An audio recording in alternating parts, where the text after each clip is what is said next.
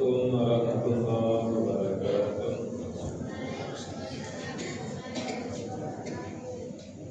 A'udzubillahi minasyaitonir rajim. Alhamdulillahirabbil alamin. Sallallahu alaihi wasallam. Subhana Muhammadan abduhu wa rasuluhu la nabiyya ba'dahu. Allahumma shalli ala sayyidina Muhammad wa ala ali sayyidina Muhammad. Subhanallah, ittaqullah wa tuqatih wa la tamutunna illa wa antum muslimun.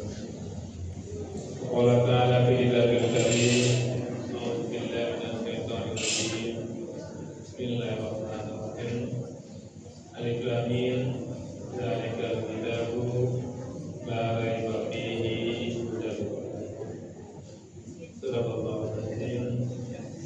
Bapak Ibu yang sangat kami muliakan dan kami yang kami banggakan. Alhamdulillah, syukur kita kepada Allah kembali dengan izin dan rahmat Allah sudah mampu meninggalkan aktivitas kita dan hadir di sini.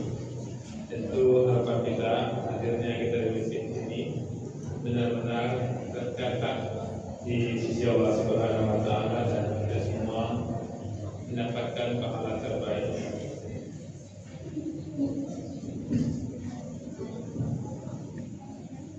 Bapak Ibu yang kami muliakan, setiap Selasa dan Rabu kami dapat amanah untuk menyampaikan kajian menjelang waktu Ramadan, dan kita sampaikan di sini hikmah dan pelajaran dari ayat suci Al-Quran. Dan sekarang kita sudah masuk surah Al-Baqarah ayat 144. Sebelum kami lanjutkan hikmah dan pelajaran dari suci Al-Quran, kami ingatkan diri kami dan kita semua untuk tetap semangat dan selalu semangat. Sekarang kita sudah masuk di Ramadan 13 Ramadan kalau tidak salah. Kalaupun kita tidak bisa meningkatkan amal ibadah kita, minimal kita pertahankan. Target-target yang sudah kita canangkan kita maksimalkan untuk terpenuhi. Jadi target kita satu hari satu juz, target kita 5 waktu sholat berjamaah di masjid, target kita satu hari berinfak 1.000. Jangan terlewat target kita, karena peluang untuk Ramadan ini luar biasa sekali pahalanya. Jangankan Ramadan tahun nanti, Ramadan besoknya lagi belum tentu kita ada. Jangankan Ramadan terakhir, hari ini bisa jadi yang terakhir bagi kita. Bisa jadi kita tidak terbiasa, tidak sampai maghrib nanti. Maka jangan pernah menyangka waktu kita masih panjang, ambillah setiap peluang yang telah Allah temukan kepada kita. Karena Allah Subhanahu Wa Taala, Bapak Ibu, benar-benar menginginkan kita masuk surga. Allah benar-benar menginginkan kita terhindar dari api neraka. Hadirnya Ramadan ini membuktikan bahwa Allah benar-benar menginginkan kita masuk surga. Bayangkan kalau serius kita di Ramadan ini betul-betul karena iman, betul-betul karena perhitungan. Allah hapuskan dosa kita. Dosa kita dihapuskan oleh Allah, kemudian pahala kita dilipat gandakan. Maka kata Rasulullah, mungkinlah orang yang berjumpa dengan Ramadan, mungkin tidak mendapatkan ampunan. Dia tidak mendapatkan apa-apa dengan kehadiran Ramadan. Maka kami betul-betul mengingatkan diri kami dan kita semua, betul itu pasti ada. Walaupun tadi itu Bapak Ibu keinginan malas itu sudah menjadi fitrah kita juga. Jangan sampai kita kalau tidak mampu meningkatkan target kita, jangan sampai turun dari yang kita targetkan.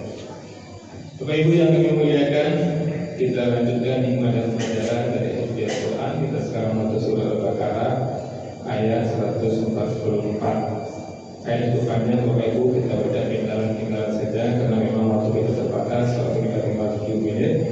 Kita lihat di ayat sebelumnya, di ayat 143 Bapak Ibu, Allah menegaskan umat Islam sebagai umatan wasata, umat pertengahan, dan menjelaskan perubahan kita sebagai ujian. Perubahan dari apa yang telah digariskan sebelumnya itu merupakan ujian. Siapa yang benar-benar mengikuti Rasul dan siapa yang berbalik. Karena orang beriman itu dengan Rasul itu sampai Allah Ta'ala. Ketika Rasul mengatakan kita salah menghadap Palestina, kemudian tiba-tiba Rasul mengatakan pindah ke Mekah, maka orang beriman sampai Allah Ta'ala dia ikuti apa yang telah digariskan oleh Rasul. Sekarang kita lihat Bapak Ibu di ayat 144 adalah penetapan resmi kitab ke Masjidil Haram, sekaligus jawaban atas kerinduan Nabi dan penegasan bahwasanya Allah turun dengan hikmah, bukan ikut tekanan manusia. Kita lihat hikmahnya Bapak Ibu. Hikmah yang pertama yang bisa kita ambil dari Al-Baqarah 144, Allah memperhatikan hati dan munajat hambanya karena taqalluba wajhika fis sama. Sungguh kami melihat wajahmu mengadah di langit. Ketika Rasulullah mengadah di langit, Allah memperhatikan, pasti memperhatikan. Dan mengadah di langit itu Rasul menginginkan kiranya kiblat itu menghadap ke Masjidil Haram Mekah. Maka pelajaran yang bisa kita ambil Bapak Ibu, doa yang tak banyak kata pun dilihat oleh Allah. Mengadah pun kita Bapak Ibu, Allah tahu keinginan kita. Maka bisa kita lihat dalam Ramadan, orang tua yang dia menangis mendoakan anaknya, ya Allah, anakku ini ya Allah tidak semangat untuk sholat ya Allah, susah untuk sholat ya Allah, anak ini amanah yang kau titipkan kepada kami ya Allah, kami mohon di Ramadan ini ya Allah, bukakan hidayah kepada anak-anak kami ya Allah. Ya Allah, menantu kami ini ya Allah tidak peduli dengan anak kami ya Allah, tidak perhatikan kepada anak kami, sepertinya tidak sayang kepada anak kami ya Allah. Engkau yang memulak-mulakkan hati ya Allah, tenangkan hati, kemanakan kepada menantu kami, dan jadikan menantu kami menyayangi anak kami. Kami bisa kita doakan seperti itu Bapak Ibu. Menengadah saja Rasulullah, Allah tahu maksud Rasulullah, apalagi dengan kata-kata berlebihan. Ini hikmah pertama yang bisa kita ambil. Kemudian hikmah yang kedua yang bisa kita ambil dari Al-Baqarah 144, karena di sini Allah mengatakan Bapak Ibu, walaupun yang akan kiblatan tardaha, kami akan memalingkan engkau ke kiblat yang engkau sukai. Maka bisa kita ambil pelajarannya, Allah menurunkan perintah dengan kelembutan, tidak menyakiti hambanya. Maka contoh bisa kita ambil Bapak Ibu, saat anak istri mengeluh, maka pemimpin keluarga menata atau rumah dengan baik. Jadi Bapak Ibu, khusus sebagai Bapak, kita ini laki-laki ini pemimpin, Allah takdirkan kita pemimpin, maka laki-laki ini harus kuat, harus tegar ketika istri curhat istri tidak menyenangkan hati kita. Pagi istri curhat, siang anak curhat, besok orang tua curhat, besok orang tua curhat. Laki-laki yang benar-benar laki-laki dia akan kuat, tidak masalah dengan bentuk apapun curhat anak istrinya, karena dia tahu dia pemimpin. Ini bisa kita ambil iktibar dari ayat yang Allah katakan. Kemudian Bapak Ibu, hikmah berikutnya, ketaatan itu tindakan bukan wacana. Karena Allah mengatakan maka hadapkanlah wajah. Maka pelajaran yang bisa kita ambil, iman dibuktikan dengan gerak nyata. Maka tunggu sederhana di kantor, bukan sekedar berkata anti riba, tapi benar-benar menolak transaksi yang haram meskipun untung besar. Benar-benar label PIN yang ada di dada kita yang anti korupsi, anti suap benar-benar terlaksana. Bayangkan kita sudah pamerkan, kita tempelkan PIN itu di dada kita, tapi masih kita tergoda. Manusia seperti apa kita ya? Bayangkan ketika berpuasa pun, ketika Ramadan kita menahan lapar dan haus, tapi tidak menahan hawa nafsu kita bergodaan untuk mengambil yang tidak hak kita. Kemudian hikmah berikutnya Bapak Ibu, pusat orientasi hidup adalah rumah Allah. Karena Allah mengatakan di sini, Safrabal Masjidil Haram, hadapkan wajahmu ke arah Masjidil Haram. Pelajaran apa yang bisa kita ambil Bapak Ibu? Hidup butuh arah. Tanpa arah, ibadah dan usaha mudah menyenting. Kita harus tahu tujuan hidup kita Bapak Ibu. Maka kenapa kita milih orang beriman, bisa tenang, bisa nyaman, bisa menikmati hidup? Karena dia tahu tujuan hidup, bagaimana arah hidup.